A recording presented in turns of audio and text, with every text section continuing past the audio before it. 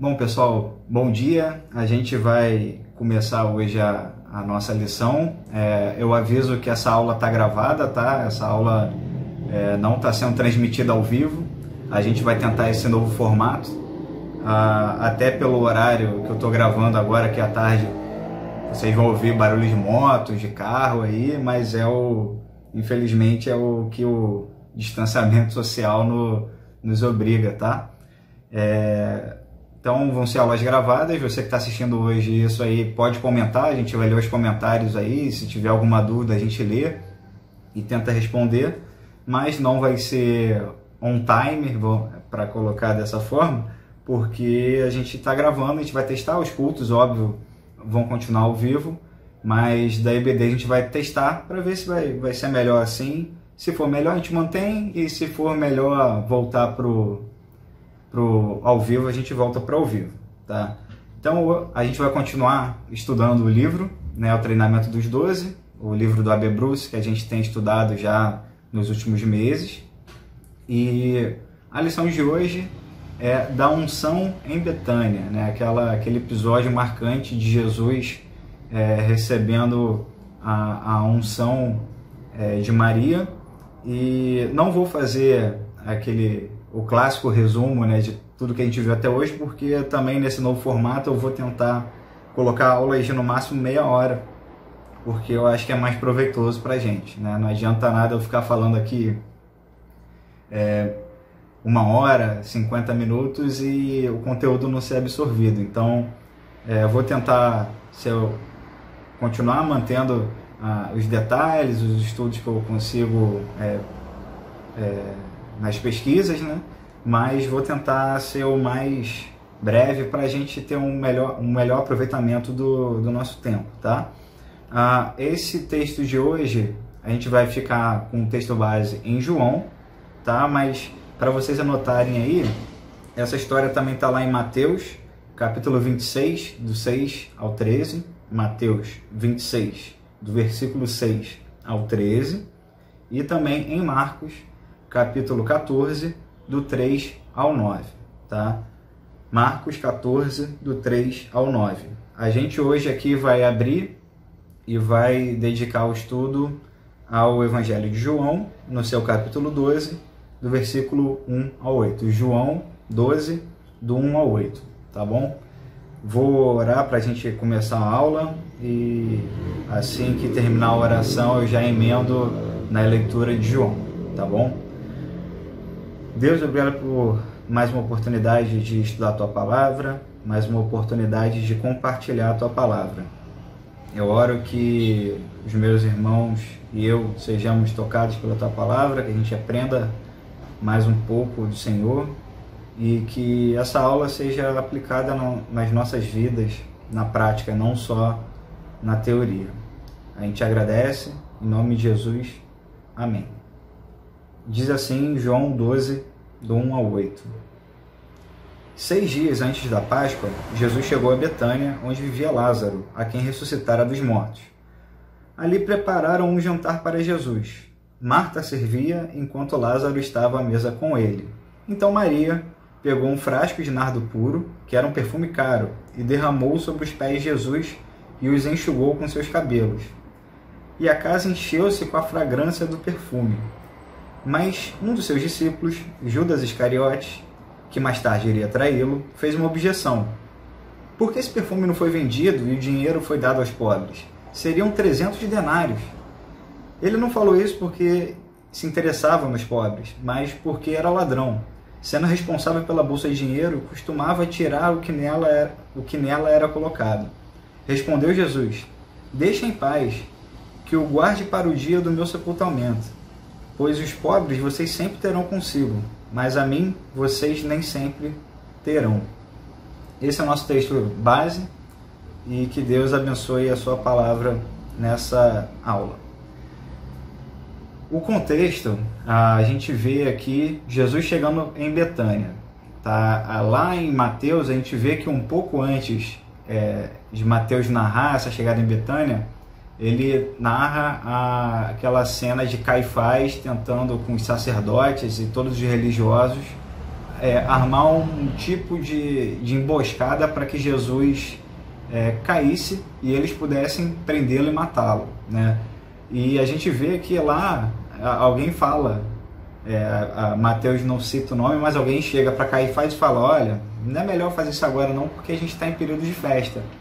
E aqui João e também Marcos dizem que Jesus chegou a Betânia alguns dias antes da Páscoa. Então, para vocês e para nós sempre lembrarmos como que os fariseus, os escribas, os sacerdotes daquela época estavam completamente enganados quanto a Jesus e quanto ao Evangelho, que eles planejavam fazer com que Jesus caísse em algum erro para eles poderem capturar Jesus e castigar Jesus.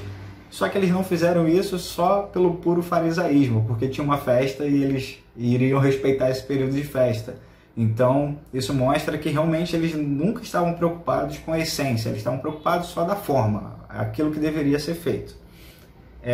Então, aqui o contexto: Jesus chega em Betânia, ele chega na casa do seu grande amigo Lázaro, aquele que algumas aulas atrás a gente recordou brevemente que morreu, e Jesus nos ensina que a vida não é feita só de alegrias, a gente tem alegria no Senhor, que é a nossa força, a gente tem motivos para termos esperança, mas há aqueles momentos também de tristeza, e Jesus chorou a morte de Lázaro, mesmo sabendo que ressuscitaria Lázaro e que estaria nesse momento aqui em Betânia com ele novamente.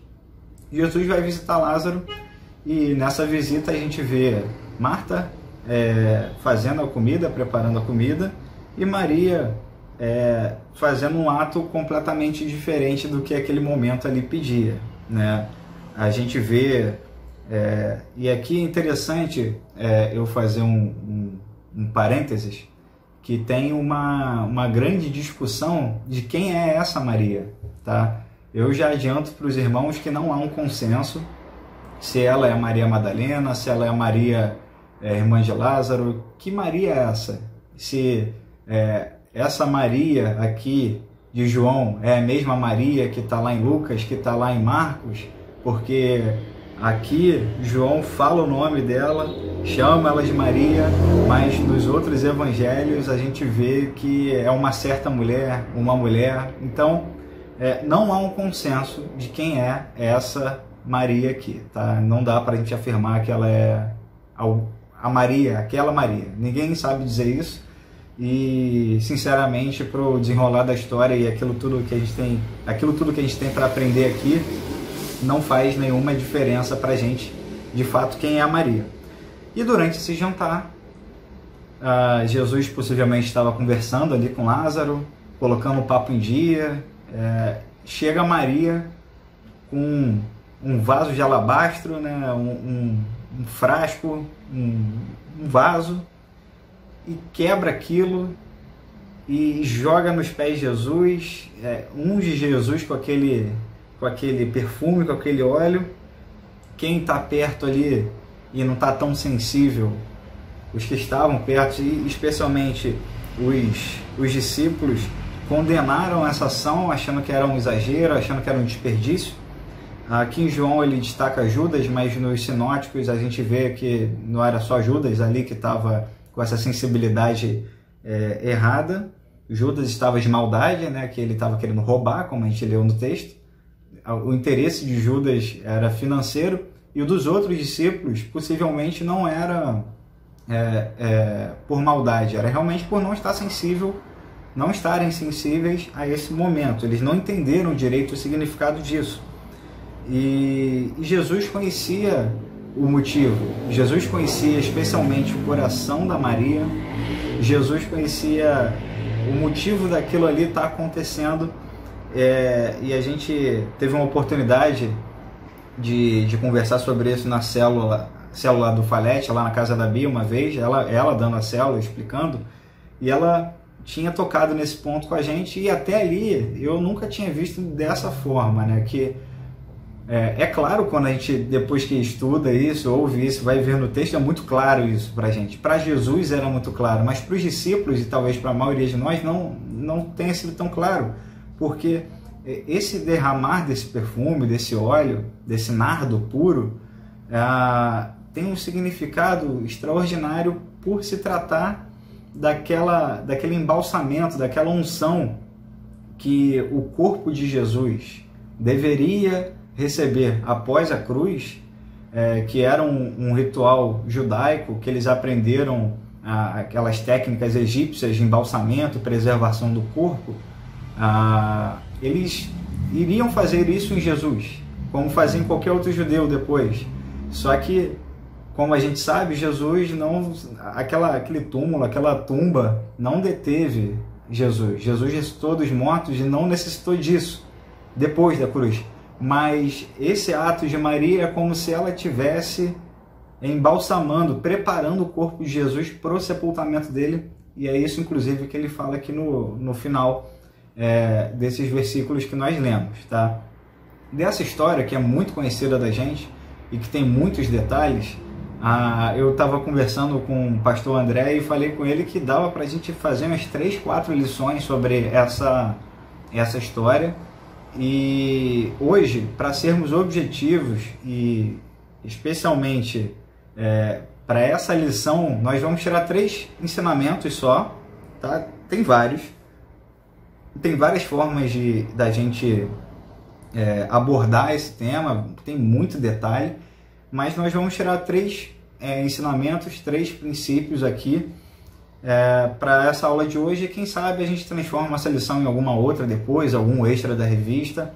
Eu vou conversar com o André e a gente pode ver o que a gente faz sobre todo esse conteúdo dessa história tão rica e que ensina tanto a gente. E o primeiro ponto que eu queria trazer para a gente é que há necessidade de haver um amor puro em nós.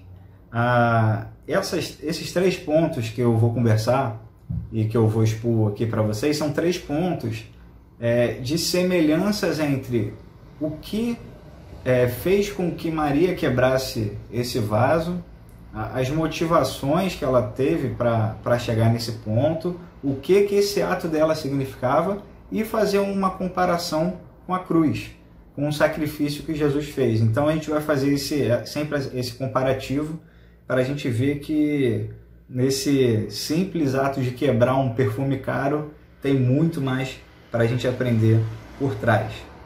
Então o primeiro ponto é amor puro, um amor genuíno, um amor muito grande.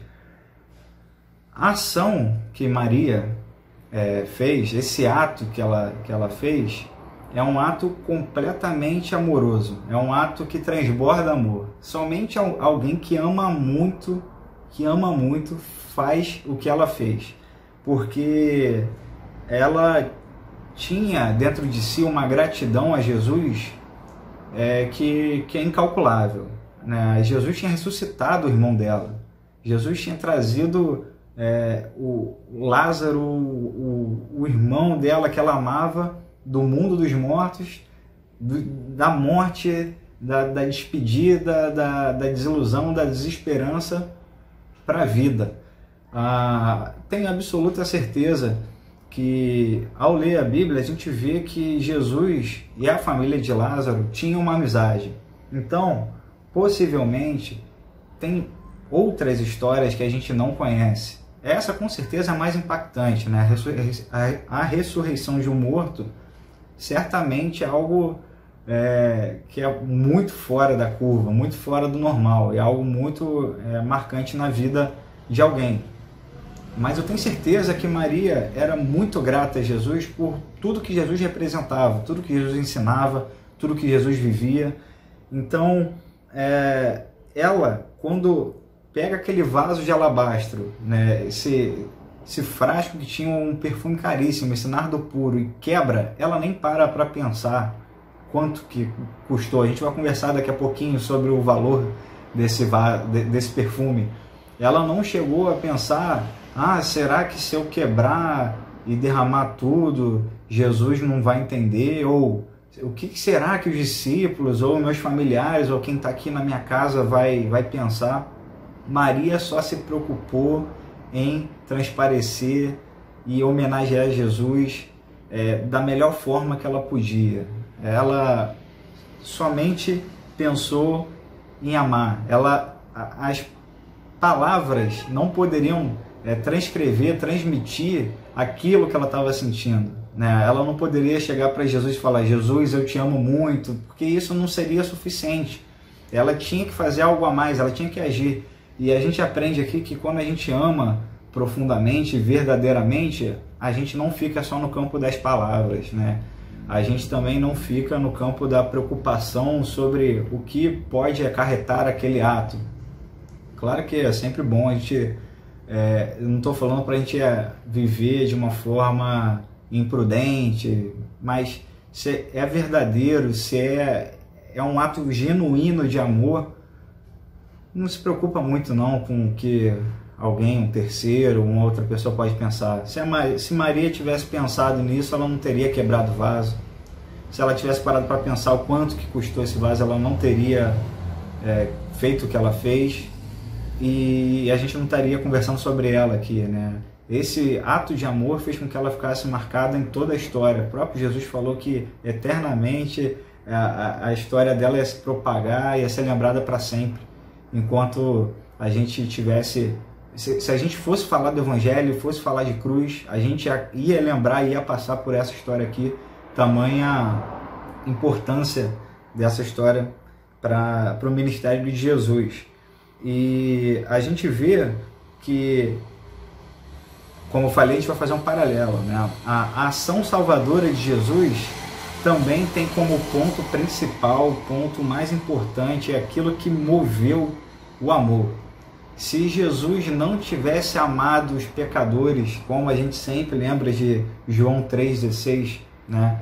Se Deus não tivesse amado tanto o mundo, e tivesse entregado seu Filho unigênito, não sei o que seria, né? Seria uma vida sem esperança, uma vida que sinceramente eu não gosto nem de parar para pensar como seria.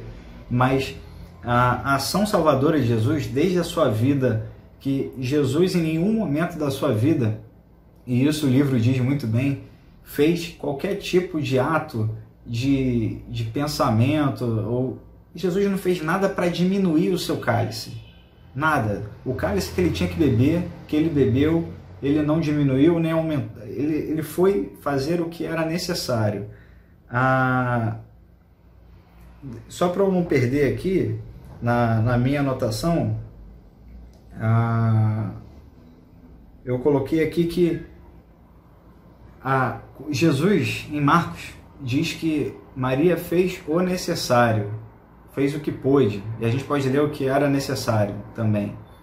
E era necessário que ela quebrasse o vaso, era necessário que fosse derramado o óleo, o perfume, como um dos últimos atos preparatórios para Jesus embarcar para a cruz e nos salvar de uma vez por todas. E da mesma forma era necessário que Jesus vivesse como viveu, e era necessário que Jesus, assim como o vaso do perfume foi quebrado, que Jesus fosse quebrado, fosse humilhado, fosse morto naquela cruz, e o seu sangue derramado. Da mesma forma que o perfume derramado sobre Jesus naquele jantar perfumou toda a sala, aqui no episódio da cruz, quando o sangue é derramado, nós todos recebemos esse perfume da salvação, nós todos recebemos esse banho de purificação, de libertação que o sangue de Jesus nos traz. Então, o amor é o que moveu tanto o ato de Maria quanto o ato de Jesus, sem se importar os dois com as consequências. A única diferença que não está no livro, que eu lendo e pensei melhor, é que Jesus fez tudo que era possível e até o impossível para viver uma vida que ele merecesse receber esse perfume da Maria.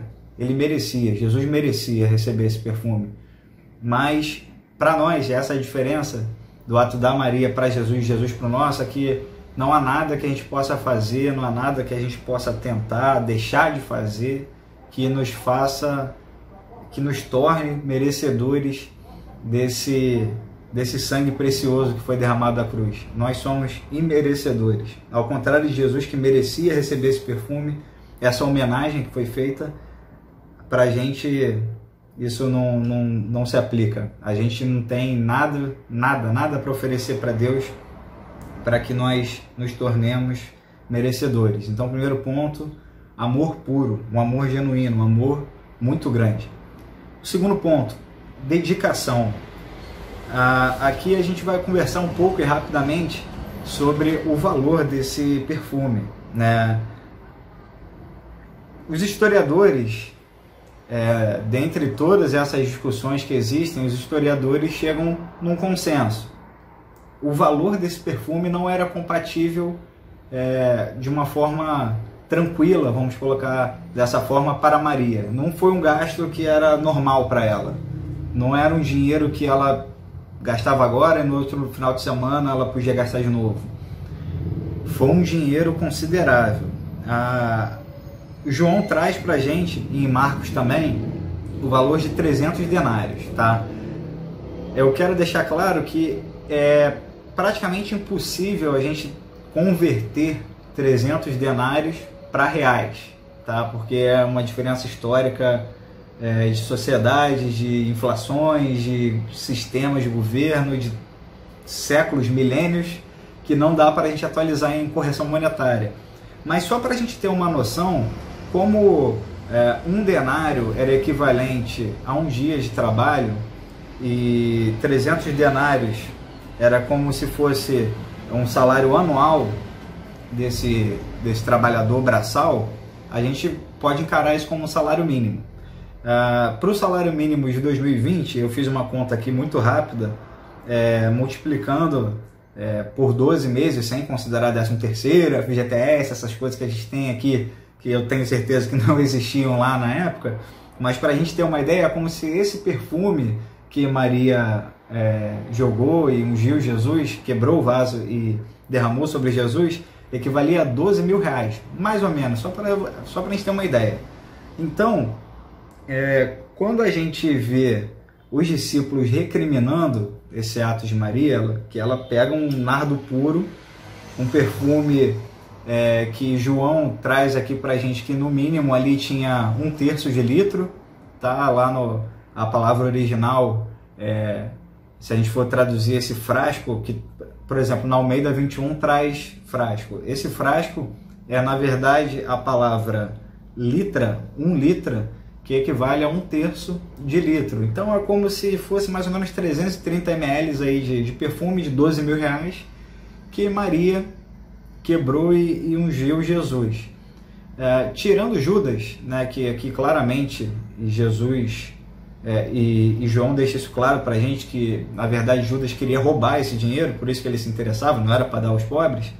Mas talvez se a gente tivesse naquele momento lá, a gente tivesse pensado algo da mesma natureza que os discípulos, não por maldade, mas por honestidade, né? Olhar assim e falar, caramba, ela poderia ter dividido esse perfume aí, podia ter ungido Jesus com menos, ou alguns dias, ou guardado uma parte, né? Porque humanamente, racionalmente, não faz nenhum sentido você pegar 330 ml de um perfume de 12 mil reais, quebrar e jogar sobre o corpo de alguém. Não faz sentido, humanamente falando.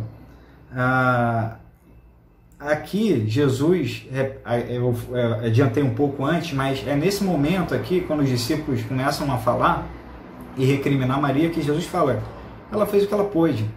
Ela fez o que era necessário ser feito. Ela fez exatamente aquilo que deveria fazer. E aqui a gente começa os paralelos entre o ato dela e o ato de Jesus. Maria pagou um alto preço, porque um perfume de 12 mil reais, possivelmente, e essa é uma outra visão que os historiadores bíblicos trazem, que esse valor desse nardo puro aqui que ela derramou era tudo que ela tinha. Era exatamente a quantia que ela guardou durante anos, trabalhando, vendendo alguma coisa. A gente não sabe direito a forma que ela juntou esse dinheiro, mas não era um dinheiro que ela tinha e nem que foi fácil, né? Precisou ter uma dedicação dela. Ela trabalhou para juntar esse dinheiro, tá? Alguns versículos e capítulos depois daqui, A gente vê uma outra história de uma pessoa que entregou tudo que ela podia, né?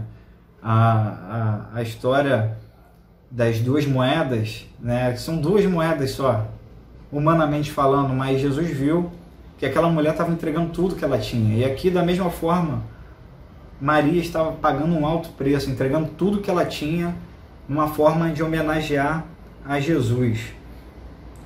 Cristo, eu adiantei um pouco no primeiro ponto, Jesus pagou um altíssimo preço. Não dá nem para comparar com esse 12 mil, não dá para a gente comparar com nenhum tipo de dinheiro ou valor humano, porque não foi nem com ouro nem prata que nós fomos comprados pelo sangue de Jesus, né? Pelo alto preço.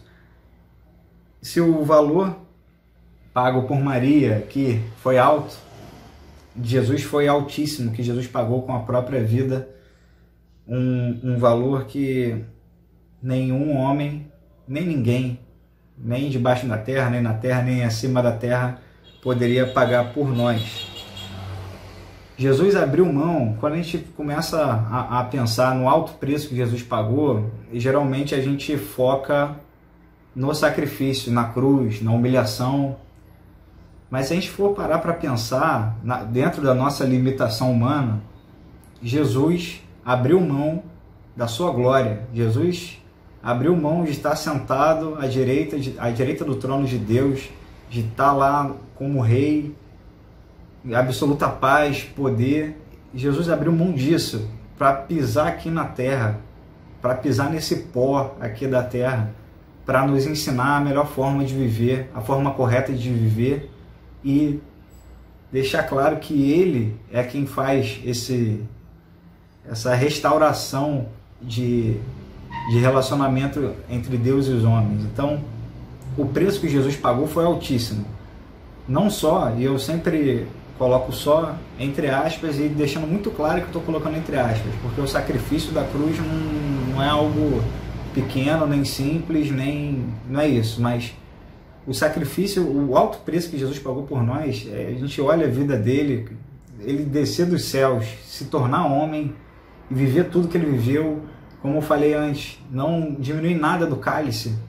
Esse é o alto preço que Jesus pagou, até a morte que ele teve, e morte de cruz. Então, há necessidade de haver uma dedicação. Maria dedicou esse perfume, essa homenagem a Jesus, de um dinheiro que ela guardou por um bom tempo. Deve ter sido muito tempo que ela guardou esse dinheiro, até porque a gente sabe que naquela época mulheres não tinham a proeminência que tem hoje, né? Questão salarial, enfim, era um outro contexto. Então deve ter sido muito difícil para ela juntar dinheiro. Ela se dedicou e fez essa homenagem. E da mesma forma, Jesus dedicou, de uma forma mais profunda, Jesus dedicou a vida dele a nós, pagando um preço altíssimo, muito maior do que o nardo puro, tá? Muito maior do que 300 denários, muito maior do que as moedas de prata que ele foi vendido por Judas logo em seguida dessa história aqui.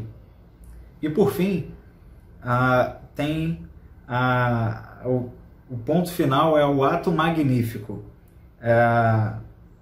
A quantidade de perfume derramada, o valor desse perfume derramado por Maria e Jesus, aquele ato ali é uma coisa assim fora do normal, algo realmente magnífico. A amplitude dessa ação, assim, se você parar um pouco e olhar essa história com um carinho maior, com um olhar mais profundo, a questão que eu falei lá no início, na introdução, de que ela na verdade estava preparando o corpo de Jesus para o sepultamento dele, que ato maravilhoso, que ato histórico. Não é à toa que Jesus falou que a gente se lembraria desse ato aqui por muitos anos, e quando a gente fosse falar de evangelho, quando fosse falar de cruz, a gente ia lembrar desse ato de Maria. Foi um ato grandioso, foi um ato único. Tanto é que foi a única preparação do corpo de Jesus, né? Não houve tempo para nenhuma outra. Jesus ressuscitou depois da cruz. E do ponto de vista da cruz de Cristo, que ato também muito mais superior, né? Que ato a magnitude, a forma com que Jesus viveu, a forma com que Jesus se entregou, a forma com que Jesus ensinou. Eu pessoalmente fico constrangido quando eu vejo aquele versículo que Jesus diz que nós estaríamos com potencial de fazer obras maiores do que as que ele fez, e o constrangimento é ver a grandiosidade dessas obras que Jesus fez, especialmente a cruz. E que obra é essa maior que a gente conseguiria fazer, né? A gente não consegue, às vezes, fazer as coisas básicas, né? A gente se deixa levar por algumas situações, por alguns pecados, a gente se desvia por pouco. Então, eu, pessoalmente, fico constrangido quando eu vejo que há em nós, e eu acredito que Jesus não contou uma historinha de incentivo. É a verdade, nós temos o potencial para fazer obras maiores em nome dele, e só por meio dele, né? Não obras das nossas mãos, mas o constrangimento é pela forma linda que ele viveu, pelo tamanho do amor que ele demonstrou, e por esse sacrifício da cruz que a gente tem estudado nessas últimas aulas, que foi um ato magnífico. É uma palavra que geralmente a gente não usa, né? É uma palavra que no nosso dicionário aqui, no nosso dia a dia, a gente não usa muito, mas é uma palavra que traduz muito o que foi esse sacrifício de Jesus e tudo que ele viveu, tudo que ele nos ensinou, a forma de entrega dele total, absoluta e suficiente. Isso é magnífico. Então, respeitando o nosso tempo de aula novo, né? A gente está fechando aqui com 30 e poucos minutos.